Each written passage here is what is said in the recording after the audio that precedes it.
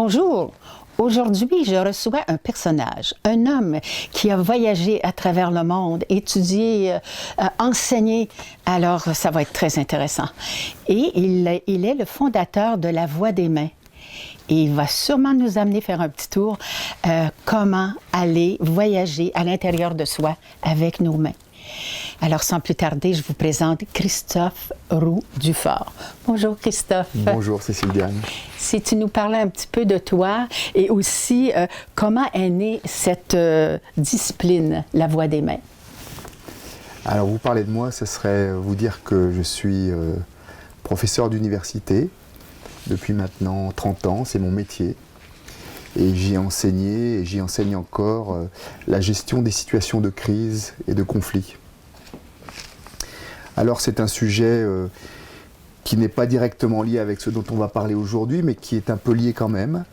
Mais surtout ce que je devrais dire, c'est que depuis une vingtaine d'années, j'ai commencé un chemin personnel de réflexion spirituelle, qui m'a amené à côtoyer un homme que je considère aujourd'hui comme mon maître et qui m'a fait découvrir des nouvelles dimensions de moi-même, qui m'a fait découvrir somme toute une capacité à être grand, une capacité à avoir des intuitions, une capacité à créer des choses nouvelles qui ne sont pas connues nécessairement sur Terre, qui ne sont pas nécessairement...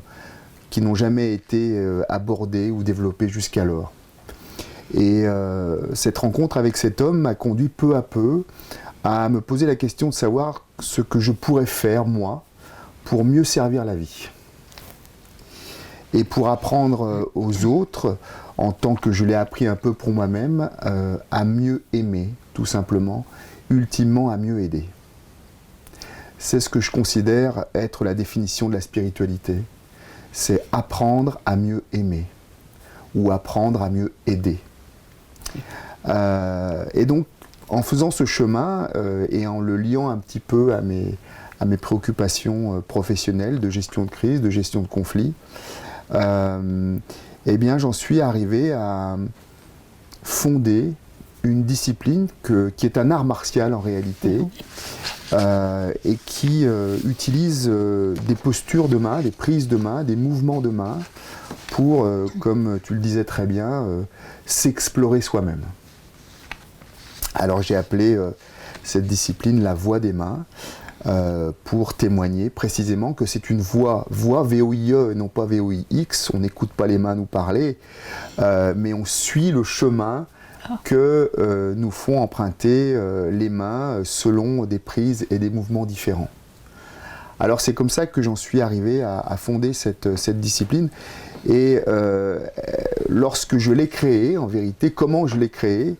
Eh bien de façon assez inattendue. Pendant près de 15 ans, j'avais entendu cet homme qui m'a accompagné sur ce chemin spirituel dire une phrase de façon récurrente. Il la disait toujours comme une métaphore, comme une image, pour essayer de nous faire comprendre des choses. Et ce qu'il disait, c'était pour lui le sommet du dépassement de l'être humain, c'était d'être capable de transformer un poing qui s'apprête à frapper en une main qui s'ouvre et qui caresse. Au moment où on s'apprête à frapper, c'est symbolique bien sûr, hein, la main va s'ouvrir et va caresser.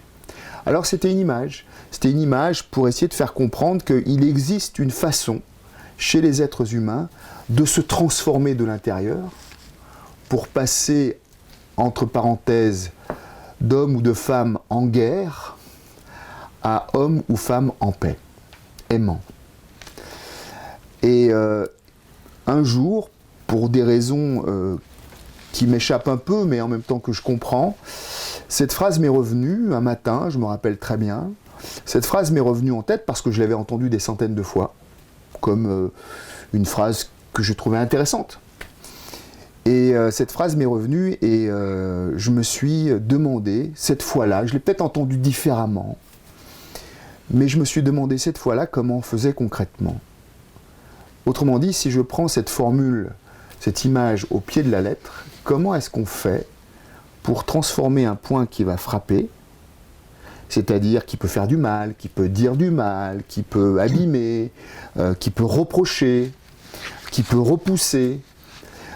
Comment je transforme ce point-là en une main qui s'ouvre et qui caresse?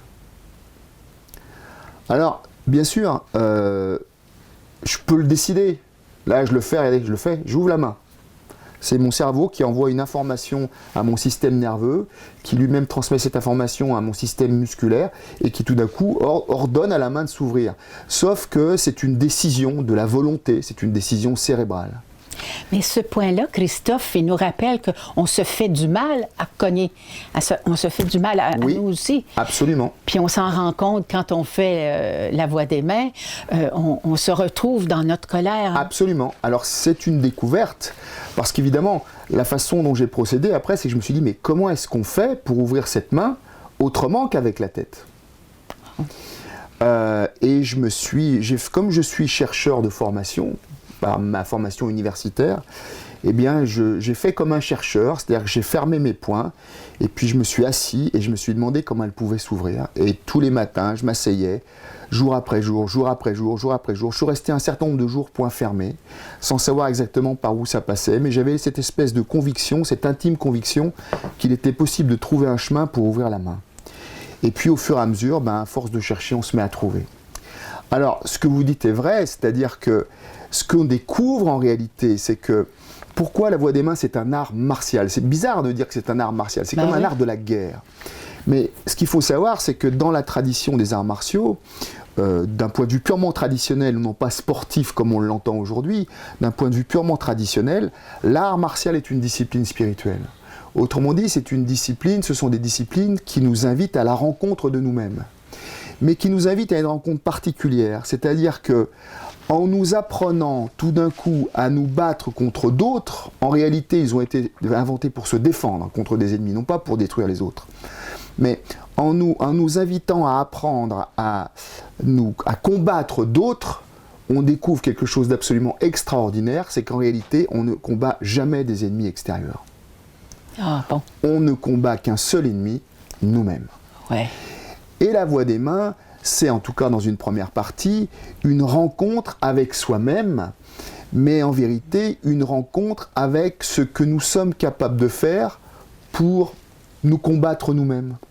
Comme vous disiez très bien, pour nous faire du mal, pour ne pas nous respecter, pour nous repousser, pour nous ignorer, pour nous posséder, ou pour simplement rentrer en conflit avec nous-mêmes. Alors c'est la découverte que l'on fait dans les pratiques de voix des mains. On a l'habitude de dire à la fin, parce qu'à la fin des pratiques on fait un salut, on salue l'adversaire du soir. Et l'adversaire du soir, c'est toujours nous. Ouais. Et pourquoi on le salue? Tout simplement parce qu'on le respecte dans la mesure où, grâce à lui, on découvre autre chose. C'est vraiment formidable parce que j'ai eu le plaisir d'assister à ces cours-là pendant quelques années, et ça va vite, mais ça a été gratifiant, ça a été révélant, ça a été... on change vraiment nos attitudes et comportements. Oui. On apprend à s'aimer. Oui, absolument. Oui. Mais vous dites aussi qu'il y a 21 prises de main. Oui. C'est énorme. Vous les avez trouvées? Je sais qu'on gesticule beaucoup, mais 21 façons différentes. Alors effectivement, il y a 21 prises de main. Alors ce qu'on appelle une prise de main, c'est une forme que va prendre la main. Ça peut être un poing serré, ça peut être des doigts crispés, ça peut être une main qui repousse, ça peut être un doigt pointé, ça peut être une main qui se défend, mais ça peut être aussi une main ouverte, ça peut être des mains en prière, ça peut être des mains qui se donnent, etc. Une prise de main, qu'est-ce que c'est? C'est une clé. C'est comme si on saisissait une clé et on allait ouvrir une porte. Cette porte ouvre sur nous-mêmes. La bonne nouvelle, c'est que nous avons un trousseau de 21 clés. Et que par conséquent, nous pouvons ouvrir 21 portes différentes. Mais ça va même beaucoup plus loin que ça. Parce qu'avec une seule clé, on ouvre une première porte et on s'aperçoit en fait qu'on peut en ouvrir plein d'autres avec. Autrement dit, nous disposons d'un trousseau de 21 prises de main, de 21 clés, pour nous découvrir sous 21 grands aspects différents. C'est tout un cheminement. Oui, absolument, c'est tout un cheminement. C'est pour ça qu'on appelle ça une voie, V-O-I-E. Oui. C'est pas l'histoire d'un week-end ou de quelques jours, c'est une voie. C'est-à-dire que c'est un apprentissage de vie, tout simplement. Et donc ces prises, ce sont des clés sur nous-mêmes. Ce qui est intéressant, et là on peut faire référence notamment à certains travaux scientifiques, parce que ensuite je me suis intéressé à des travaux scientifiques qui ont été faits, qui étudient la liaison entre les mains et l'activité cérébrale. Et en fait, certaines études scientifiques montrent comment certaines postures de main, certaines prises de main, vont induire des émotions particulières dans le cortex préfrontal, qui est le siège des émotions. Et donc en fait, l'idée c'est que chaque posture de main va induire un état intérieur différent. Permettez, est-ce que cette connaissance-là, si j'ouvre mes mains, je vois ce que je donne, mais est-ce que je peux avoir un bien-être de me rendre compte que je me fais du bien aussi? C'est pas juste découvrir un problème, une lutte, mais comment je me suis accueillie? Parce que des fois, on ne se reconnaît pas. Puis tout à coup, on voit quelque chose de beau. Puis on me dit, ben, mon Dieu, j'ai su m'accueillir, là. Mais je l'avais oublié. Et mes mains me le rappellent. Parce que j'aime ça, voir le bon côté. Ah oui, alors, parce que c'est ce que l'on cherche à faire. Oui. Fondamentalement, quand on pratique la voie des mains, une prise de main, au départ, et sur les 21 prises de main, il y en a 15 qui commencent fermées et 6 qui commencent ouvertes. Ah. Une prise fermée, qu'est-ce que ça veut dire? Ça veut dire que c'est une prise qui va nous mettre dans un combat du moment que l'on mène dans notre vie. Je m'entends pas avec mon conjoint, je m'entends pas avec mes enfants, je m'entends pas avec mon voisin, j'ai un problème avec quelque chose, une espèce de combat que l'on mène, comme on en mène plein dans nos vies en permanence, on a toujours un combat en cours. Alors évidemment, ça commence fermé. Mais bien sûr, l'objectif de la pratique, ça va être de passer, comme je le disais tout à l'heure, d'un point fermé, autrement dit d'une prise fermée, à une main ouverte. Et le passage de la prise fermée à la main ouverte, ça passe, comme vous le dites très bien, par non seulement reconnaître que nous sommes en ce moment un guerrier en lutte contre quelque chose, parce que c'est des reflets qu'on n'aime pas bien ça. On n'aime pas bien se dire qu'on est en train de lutter contre quelque chose, de se battre contre quelque chose, etc. Mais c'est d'abord de reconnaître quel combattant nous sommes en ce moment, et de reconnaître aussi, découverte absolument incroyable, qu'en réalité, nous ne nous battons contre rien à l'extérieur, seulement contre quelque chose de nous à l'intérieur. Ouais. Et au moment où on est en train de découvrir à quel point on est en train de lutter contre un aspect de nous-mêmes, alors il est possible effectivement d'ouvrir les mains sur cet aspect de nous-mêmes plutôt que de lutter contre. Ouais. Et effectivement d'aboutir à des mains ouvertes, c'est-à-dire des mains qui dépassent ce combat véritablement pour faire naître en nous une autre dimension, une autre nature, ce que j'appelle une grande humanité. D'autres appelleraient ça une grandeur d'âme. Oui. Alors que lorsqu'on est en train de se battre contre nous-mêmes, on se retrouve dans une petite humanité. Ce n'est pas péjoratif, petite, c'est dans une humanité qui essaye de faire ce qu'elle peut pour survivre, pour s'en sortir, pour se débrouiller. Mais si on dépasse cette petite humanité, si on la prend dans les mains, cette petite humanité-là, alors on découvre une grande humanité, une grandeur d'âme qui fait de nous des hommes et des femmes meilleurs, mieux aimants, plus aimants, comme je le disais tout à l'heure, et potentiellement mieux aidants ou plus aidants les autres quand c'est possible. Donc c'est ça la grande découverte de cette expérience, c'est de passer par cette petite humanité qui se bat contre elle-même, de la prendre dans les mains plutôt que de la juger, et effectivement aboutir à une grandeur d'âme qui nous amène à poser des actes concrets dans nos vies, parce que c'est une voie concrète, c'est une voie de transformation de la vie qui incarne cette grandeur d'âme. Et on passe, dans le fond, on part du corps à l'âme. Oui. C'est le chemin qu'on fait, c'est la transition. Oui. C'est gratifiant parce qu'on a ce pouvoir divin qui nous habite. Oui, oui. Et on apprend à le reconnaître, oui. là. Oui. C'est merveilleux. Oui, mais ce que vous dites est très juste. Je dirais même qu'on part du corps, oui. incarné dans une main, oui. au cœur, oui. puis à l'âme. Oh yes, c'est un beau... Du corps au cœur, puis à l'âme. Oui. Et effectivement, la voie des mains, c'est ça, c'est un chemin de la grandeur d'âme. Mais pour ça, nous ne pouvons pas faire l'économie de nous rencontrer d'abord dans cette espèce de lutteur, dans celui qui se bat, qui croit qu'il se bat contre quelqu'un à l'extérieur, mais qui en réalité se bat contre lui-même. On ne peut pas faire l'économie de cette rencontre. Et dans la phase fermée de la pratique, on va faire cette rencontre. Et puis après, effectivement, on va l'envelopper dans nos mains, puis éventuellement ouvrir nos mains. Ça l'empêche la projection. Parce que l'autre, finalement, c'est nous. Exactement. Exactement. C'est-à-dire que un des enseignements théoriques, parce qu'il y a un enseignement théorique à la base de tout ça, mais une des bases théoriques de la voie des mains, c'est de considérer, et ce n'est pas propre à la voie des mains, beaucoup d'autres le disent, mais c'est de considérer que le monde extérieur, en fait, n'est qu'un miroir, dans lequel nous percevons en permanence notre reflet. Lorsque ce reflet ne nous convient pas, on va essayer différentes façons de l'éviter. Oui, la première manière de l'éviter, ça va être de le repousser, de le mettre à distance. Alors il va y avoir des prises qui repoussent. Oui. Mais ce reflet qui ne nous convient pas, on peut aussi l'éviter en ne le regardant pas. Donc on va avoir des prises qui, d'une certaine manière, nous soustraient de la réalité.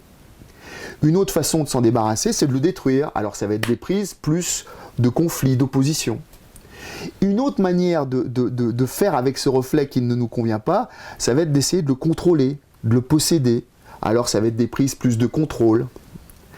Et en fait, c'est ça l'idée, c'est que les prises de main nous remettent dans une façon que l'on a de gérer ce que nous voyons de nous dans une réalité extérieure, à travers un autre, à travers un problème qu'on a, à travers un objet qui nous plaît ou qui ne nous plaît pas, etc. Mais la personne qui gesticule devant nous, on peut voir où elle en est aussi. Est-ce que ça nous amène à voir qu'est-ce que l'autre vit quand elle parle puis qu'elle fait ça, ou je ne sais pas. Est-ce que la gesticulation, j'imagine, ça n'a rien à voir? Ou... Dans la vie quotidienne, quand on voit quelqu'un qui gesticule? Oui, mais quand tu sais, des fois, quand il parle puis il est fâché, alors ça peut nous dire qu'il vit. Est-ce qu'il vit présentement? Est-ce que c'est possible ou non? C'est peut-être le côté psychologique qui embarque, là, mais... Non, c'est tout à fait juste. C'est pour dire surtout que, en fait, les mains sont des témoins fidèles de notre intériorité. Okay. Autrement dit, il suffit même, sans observer les autres, enfin on peut observer les autres aussi, mais même en s'observant nous dans la vie quotidienne, regardez comment nos mains sont en permanence occupées. Ouais. Soit à tenir des choses, quand c'est pas un objet, c'est notre corps, etc. Soit à faire des choses. C'est normal, évidemment, sans nos mains, on ne pourrait pas faire grand-chose. Mais en même temps, quand on regarde la façon dont les mains se comportent, dont elles se positionnent, dont elles bougent, on a effectivement, pour celui qui sait un peu lire ça, une idée de l'état intérieur, du mouvement intérieur dans lequel se trouve la personne qui est en train d'avoir les mains comme ci ou comme ça. Mais c'est valable pour nous aussi. Oui. C'est valable aussi pour les enseignants de la voie des mains qui, eux, ont la responsabilité d'animer des groupes et qui peuvent voir à travers les mains de ceux à qui ils enseignent, effectivement, où ils se trouvent, pardon. OK. Parce qu'après avoir fondé cette discipline, vous enseignez aussi le chemin à suivre. Oui. Vous avez des instituteurs, vous avez des gens qui veulent enseigner ça? Parce que vous n'êtes pas seul, j'imagine. Non, heureusement. Oui, parce que tout le monde veut faire ça. Non, alors effectivement, j'ai développé des groupes de pratique hebdomadaires dans plusieurs villes au Québec.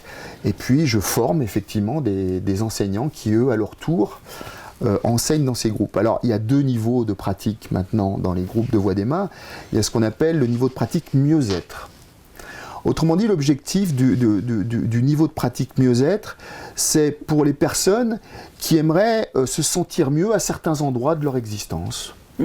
C'est-à-dire, dans nos vies, tout ne va pas mal, ça serait malhonnête de dire que tout va mal, mais tout ne va pas bien non plus. Et l'idée, c'est comment est-ce que je peux être mieux là où je ne vais pas encore suffisamment bien. Alors on va utiliser la voie des mains et certaines prises de main pour aller rentrer dans le détail d'un certain nombre de situations qui reviennent régulièrement dans nos vies, dans lesquelles on aimerait être mieux, se sentir mieux. La caractéristique de ce niveau de pratique, c'est que les groupes mieux-être, ce sont des groupes qui sont, donc où il y a un enseignant, et les pratiques sont guidées. C'est-à-dire qu'elles sont guidées à la voix par l'enseignant, qui va guider peu à peu la pratique pour passer de main fermée à main ouverte. en sachant qu'il y a un certain nombre d'étapes. Hein. Passer d'un point fermé à une main qui s'ouvre, il y a un certain nombre d'étapes. Ce n'est pas quelque chose qui se fait en un clin d'œil. Il y a un certain nombre d'étapes que j'ai formalisées, que j'ai théorisées, et qui sont enseignées dans ces groupes-là. Et puis il y a un deuxième niveau de pratique, ça c'est pour des plus avancés, qu'on appelle le niveau être. Et là, la caractéristique du niveau être, c'est que les gens vont venir, vont s'asseoir et vont pratiquer seuls sans être guidés. C'est-à-dire qu'ils doivent trouver eux-mêmes le chemin de la main qui s'ouvre. Alors que dans le mieux-être, on le balise ce chemin. Ça ne veut pas dire que pour autant on va y aller, on va y arriver tout le temps, mais on le balise. Et dans le niveau être, les gens le trouvent tout seuls ce chemin. Vous savez, les femmes aiment ça questionner sur sortes de petits détails, mais là... J'aime me faire questionner. Oui, ben je ne vais pas passer à côté parce que je pense en vous regardant aller avec vos mains, mais donner la main à quelqu'un, il y a une façon de la donner, puis peut-être on peut voir comment on la donne, la main. Et puis aussi, je pense aux mains froides, aux mains chaudes. Oui. Ça parle toujours des mains, ça parle beaucoup. Oui, absolument. Alors, donner la main à quelqu'un, c'est prendre une prise ouverte. Puisque la main est ouverte. Quand on donne la main à quelqu'un, on l'ouvre, on ne donne pas la main comme ça. Alors ça me permet de parler des fameuses prises ouvertes, parce que j'ai parlé beaucoup des prises fermées, mais on peut aussi parler des prises ouvertes. C'est-à-dire qu'on va pouvoir pratiquer la voie des mains en partant avec des prises ouvertes, comme celle-là par exemple. Main ouverte, tout simplement. Quand on donne la main à quelqu'un, on est main ouverte. Oui. L'expérience très intéressante qui est à faire avec les prises ouvertes, c'est une expérience de très grande honnêteté avec soi-même. Autrement dit, si maintenant, j'ouvre les mains comme ça. Alors extérieurement, quand on a les mains ouvertes comme ça donne le sentiment qu'on est quelqu'un de bien quand même, qu'on a les mains ouvertes, qu'on est généreux, etc., etc. Ce qui est vrai. Mais la question, c'est quand on part avec les mains ouvertes, on a deux cas possibles. Soit ces mains sont en train simplement de nous montrer à la fois une destination vers laquelle aller, c'est-à-dire j'essaye d'être comme ça, et nous montrent qu'en fait on n'y est pas dedans comme ça pour l'instant. Ah non? C'est pas parce que je mets les mains comme ça que je suis peut-être comme ça à l'intérieur. Ah bon? Et donc tout d'un coup, elles nous font un reflet devant, est-ce que tu es vraiment main ouverte dedans? Est-ce que tu as le cœur ouvert qui justifie ces mains ouvertes? Parce que s'il s'agissait simplement d'ouvrir les mains pour qu'on ait le cœur ouvert, le monde serait sauvé déjà. On a juste à ouvrir les mains. Mais aussi, l'autre cas évidemment, c'est j'ai les mains ouvertes et elles sont effectivement en train de refléter qui je suis. Alors à ce moment-là, la pratique est différente. Parce que si j'ai les mains ouvertes, et qu'elles sont ouvertes parce qu'à l'intérieur je suis quelqu'un d'ouvert en ce moment même... Mais des fois on ment. Oui, ça c'est le premier cas. Après. Ça c'est le premier cas. Ah bon? Le premier cas, c'est qu'on se ment à soi-même. C'est qu'on a les mains ouvertes et on est en train de se dire, parce que j'ai les mains ouvertes, je vais être bien. Je vais être bon. Mais si on est honnête avec nous-mêmes, on est en train de se dire, là, c'est le plus grand mensonge qui est en train de se passer parce que j'ouvre mes mains. Alors extérieurement, tout le monde pourrait voir que j'ai les mains ouvertes, mais dedans, je ne suis pas du tout ouvert. Non, je veux montrer que je suis bien, mais voilà, exactement. Alors à ce moment-là, qu'est-ce qui va se passer? Et là, l'observation est absolument étonnante. C'est que si on laisse aller les mains comme ça, et qu'on est honnête avec soi-même, et qu'à l'intérieur, on est effectivement fermé, les mains, peu à peu, vont se refermer. Parce qu'elles sont honnêtes. Parce qu'elles sont les témoins fidèles de notre intériorité, elles vont nous dire, regarde comment tu es, non pas pour nous juger, maintenant je vais t'y emmener jusque-là. Mais pars déjà de qui tu es, pars déjà de cet homme ou de cette femme qui a le cœur fermé, et puis pratique pour arriver vers le cœur ouvert qui te fera réouvrir les mains vraiment. Lâcher le paraître pour aller à l'être. Exactement. Wow. Et c'est ça l'histoire, c'est que par le corps, on disait ça tout à l'heure, je vais revenir vers le cœur, ici le cœur fermé, que je vais essayer d'accueillir, etc., comme on disait tout à l'heure, et je vais revenir vers le cœur ouvert et vers la grandeur d'âme. Oui. Mais l'autre expérience, c'est de constater quand même, parce que ça arrive, parce qu'on a les mains ouvertes, c'est parce qu'on l'est dedans. On l'est vraiment, ça peut arriver quand même. Oui. Alors à ce moment-là, commence une autre pratique, c'est-à-dire, qu'est-ce qui se passe quand on n'a plus besoin de passer par le guerrier? Il y a des étapes finalement. Il y a des étapes. Il y a des étapes que j'ai formalisées et qui sont enseignées d'ailleurs et qui permettent de passer de point fermé à main ouverte. La première étape, c'est la prise de main, c'est normal. Et la dernière étape, c'est les mains ouvertes. Mais Christophe, la prise de conscience quand on fait ça, est-ce que ça peut nous amener à pleurer peut-être même à crier ou trembler, je ne sais pas. Est-ce qu'on peut avoir des effets secondaires à cette prise de main-là? Alors, j'appellerai pas ça des effets secondaires, j'appellerai ça des effets naturels. OK. Je pense aux médicaments, excuse-moi. Oui, bien sûr, on peut ressentir des émotions. Ce n'est pas hystérique, ce n'est pas des cris, c'est pas du tout ça. Hein. Mais c'est des émotions, c'est-à-dire quand tout d'un coup on va... La première émotion qu'on ressent, c'est que tout d'un coup on est touché, parce qu'on est touché par notre petite humanité, on est touché par « Mon Dieu, mais comme je suis en train de me battre, de me juger, de me faire mal, de me condamner à une petite humanité ». Mais quand on est touché par ça, on ne juge plus ça. Alors il y a une première forme d'émotion là. Puis la deuxième forme d'émotion, c'est de sentir à quel point, lorsque tout d'un coup les mains s'ouvrent, eh bien on peut être tout autre. Et ce que je dis souvent, c'est que la voix des mains, c'est un exercice de prestidigitation. Ah oui? Pourquoi? Parce que on va faire disparaître le monde extérieur. Ah oui. C'est comme si on était devant le monde extérieur avec ses reflets qui ne nous conviennent pas. Et la voix des mains, tout d'un coup, c'est qu'on va lentement tirer le rideau et on va se retrouver avec soi-même. Et en fait, on s'aperçoit qu'il n'y a rien d'autre que soi-même. Et qu'en fait, la vraie bataille, le vrai combat, la voix des mains, nous, on appelle ça le noble combat. Oui. Et le noble combat, qu'est-ce qui est noble dans ce combat que nous menons? C'est d'être capable de désarmer l'adversaire, c'est-à-dire nous-mêmes, par l'étreinte. Oui. C'est-à-dire que l'adversaire, lui, il s'attend à tout pour être désarmé. Il s'attend à ce qu'on lutte contre lui, il s'attend à ce qu'on lui tire son fusil, il s'attend à ce qu'on fasse une ruse, quelque chose. Ce à quoi il ne s'attend jamais, c'est qu'on l'embrasse. Oh, j'ai le frisson. Oui. Et quand on l'embrasse, il est désarmé. Oui. C'est ça qu'on appelle le noble combat. La noblesse du combat, elle est dans le désarmement par l'étreinte. Alors, on est tout seul derrière le rideau et hop, l'arme tombe, il n'y a plus de lutte, il n'y a plus rien. Et qu'est-ce qui va se passer à ce moment-là? Eh bien, l'adversaire disparaît. Oui. À ce moment-là, on rouvre le rideau, on retrouve la réalité extérieure, et le reflet qu'on voit dans la réalité extérieure, c'est plus du tout le même que celui qu'on avait au début. D'accord. Et comment tu organises les groupes? Comment tu fais ta publicité? Parce que là, maintenant, il y en a beaucoup d'enseignants, là. Maintenant, on n'en a plus. Là, ce que j'aime beaucoup, c'est qu'on va en avoir une qui va nous enseigner l'après-midi. Oui. Parce que celles qui ne peuvent pas sortir le soir, oui, il y en aura l'après-midi. Alors, comment ça s'était organisé de faire venir ces gens-là? Tu as commencé à en parler, vous avez fait une publicité pour accueillir les gens. La plupart des gens... De bouche à oreille, c'est... Oui, alors la plupart des gens qui pratiquent aujourd'hui, ce sont des gens qui sont avec moi depuis maintenant un certain temps. Mm-hmm. Quand je dis un certain temps, c'est 7 ans et plus, la plupart. Aujourd'hui, il y a 5 enseignants, plus moi. Moi, j'ai créé un certain nombre de groupes, et puis j'ai commencé à former des enseignants pour qu'eux-mêmes créent leur groupe maintenant.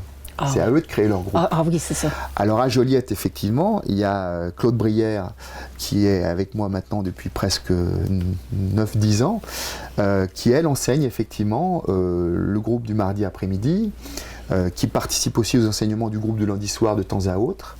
À Québec, on a 2 enseignants qui sont en train de lancer aussi un nouveau groupe. À Montréal, on a 2 enseignants qui ont 2 groupes. Plus un 3e, donc on a un certain nombre de groupes maintenant, et ces enseignants, eh bien, ils se forment chaque mois avec moi. On a un week-end chaque mois d'enseignement, de formation. Je les suis parce que il faut bien le dire les choses, c'est que la voix des mains, c'est un art martial, mais c'est un art martial qui est rigoureux, qui est précis, mais parce que je suis un homme rigoureux et précis, et je considère que la spiritualité, c'est quelque chose de rigoureux et précis. Et que plus on est rigoureux, plus on est précis, plus l'expérience est élevée. Alors, c'est pour ça que je suis extrêmement attentif à l'encadrement de ces enseignants. Et puis, Bien oui, il faut le faire. Tu parles de Québec pour aller enseigner à tous ces gens-là qui sont situés un peu partout. Oui. Oui, oui. Puis il y a des rencontres aussi de fin de semaine, je pense, pour les gens, pas nécessairement pour les professeurs, oui, mais pour madame et monsieur tout le monde. Exactement. Il y a un week-end qu'on va appeler d'approfondissement chaque mois, qui se tiennent toujours à Québec, où là, les gens peuvent venir effectivement approfondir à la fois la théorie et la pratique. Mais ce qu'il faut dire, c'est qu'aujourd'hui, la voie des mains se fait en 3 étapes. Ah. Pour des gens qui voudraient commencer. Oui. Pour des gens qui voudraient commencer, ils vont commencer par, on leur propose de passer par une phase qui s'appelle découvrir. Découvrir, c'est quoi? C'est une soirée qui fait 1h15 où ils peuvent pratiquer l'enchaînement des 21 postures fondamentales des mains. Donc c'est un enchaînement au départ. D'accord? Donc ces 21 prises, on les enchaîne. C'est pour voir les possibilités. Exactement. Parce que c'est beaucoup, 21. Exactement. Mais il y a un enseignant qui est là, qui leur montre, puis ils font un peu comme le tai chi, là, on fait comme l'enseignant fait. Ah, d'accord. Et puis il y a un petit apport d'explication, une introduction sur ce que c'est. Ça, à Joliette, c'est toutes les 2 semaines, c'est Claude Brière qui l'anime, à toutes les 2 semaines, les gens peuvent venir, ça dure 1h15, et ils peuvent venir pratiquer l'enchaînement des 21 postures fondamentales, et puis être informés de ce que c'est que la voie des mains. Si par la suite, ils souhaitent aller plus loin, on leur propose une après-midi de 3 heures qui s'appelle s'initier. Alors on s'initie à la voie des mains, à la théorie et à la pratique, c'est-à-dire on leur enseigne les quelques bases théoriques, on leur enseigne les quelques bases pratiques. Et puis comme ça, maintenant, ils savent bien ce que c'est. Enfin, en tout cas, ils savent à quoi ça ressemble. Oui. Alors, ils peuvent intégrer un groupe de pratique hebdomadaire. Il y en a 2, effectivement, à Joliette. Un le lundi soir, qui est un groupe mieux-être, et puis un le mardi après-midi aussi. D'accord. Donc, on s'apprivoise doucement. Exactement. On l'intègre vraiment en profondeur. Exactement. Oui, c'est moins dangereux. Non, c'est pas dangereux. Mais je veux dire, ça demande beaucoup de, je sais pas, de s'accepter. Là, c'est pas toujours facile. Oui. Et puis, il faut vraiment avoir envie de se rencontrer. Oui. On propose aux gens de découvrir une première fois, puis de s'initier une deuxième fois. Là, c'est une soirée, puis une après-midi. Puis ensuite, ils peuvent intégrer effectivement un groupe de pratique. D'accord. Christophe, je vois ici une question très importante. Quel bénéfice retire-t-on de la pratique de la voie des mains? Alors oui, c'est une question importante. Oui. Il y a plusieurs bénéfices qu'on peut retirer d'une pratique de la voie des mains. Le premier, le bénéfice minimum, c'est un certain bien-être. Au moins à l'issue, à la sortie de ces séances, les gens disent généralement que ils se sentent bien, ils se sentent mieux. Pourquoi? Parce que même s'ils ne sont pas parvenus nécessairement à toujours ouvrir les mains, le fait d'avoir tenté de le faire inscrit dans le subconscient la possibilité qu'il est possible de ne plus être nécessairement un guerrier permanent. D'accord. La deuxième chose, c'est qu'on pratique dans la voie des mains sur ce qu'on appelle des échantillons de vie très précis. Autrement dit, les gens viennent, notamment surtout dans les groupes être, mais aussi dans les groupes mieux-être, les gens viennent avec, par exemple, une situation qu'ils ont vécue la journée même ou dans la semaine qui vient de s'écouler, une situation où ils ont été inconfortables, je sais pas, ils se sont dit des mots avec leur conjoint, puis ça les a un peu blessés, etc. Alors ils sont en guerre contre leur conjoint encore un peu, là, ils auraient envie de lui régler son compte, par exemple. Okay. Et on va utiliser une prise, chercher à ouvrir les mains pour justement trouver un acte d'apaisement. Donc ça veut dire qu'on en retire ici un bénéfice extrêmement concret d'apaisement d'un certain nombre de situations et par extension de secteurs de sa vie. Et puis alors, le troisième bénéfice, celui-là qui est pour ceux qui vont aller loin, c'est pour ceux qui vont être assidus, c'est pour ceux qui vont vraiment suivre cette voie comme un chemin de vie, c'est une voie qui véritablement transforme la vie. Et j'ai des élèves avec moi qui ont vu leur vie véritablement transformée. Des entrepreneurs, des artistes qui ont véritablement vu leur vie transformée dans leur développement de carrière, dans leur choix professionnel, etc. Donc ça peut vraiment avoir des impacts importants. Mais bien sûr, ça va dépendre de l'investissement et de l'assiduité qu'on y donne. C'est un petit peu comme le piano. Si on joue une fois par semaine, on ne sera pas un grand virtuose. On sera peut-être un bon pianiste. Oui. Mais si on joue chaque jour et plusieurs fois par jour, on sera un virtuose. Alors je ne dis pas qu'il faut faire la voie des mains chaque jour, plusieurs fois par jour, mais c'est pour faire comprendre. Oui, c'est ça. Ça me fait penser à la fois que je suis arrivée au cours et que j'avais eu un accident d'auto. Ça m'avait vraiment aidé, Christophe. J'ai compris bien des choses en mettant les mains comme ça. Oui. Alors, bien, c'est tout le temps qu'on a, Christophe. Ce fut une rencontre vraiment intéressante. Et puis, je dois dire à tout le monde qu'on va mettre des numéros de téléphone, des endroits où vous pouvez aller. Il y en a un peu partout. Alors, je vous invite vraiment d'y aller. J'ai beaucoup aimé ça, puis j'y retourne. Alors, merci encore, Christophe. Merci, Cécilia. Je peux te donner la main? Bien sûr. Elle est très chaude. Au revoir. Au revoir. La voix des mains est une nouvelle discipline fondée sur un enchaînement lent de 21 postures de main guidées par un enseignant et qui développe chez les pratiquants du bien-être et une meilleure connaissance d'eux-mêmes.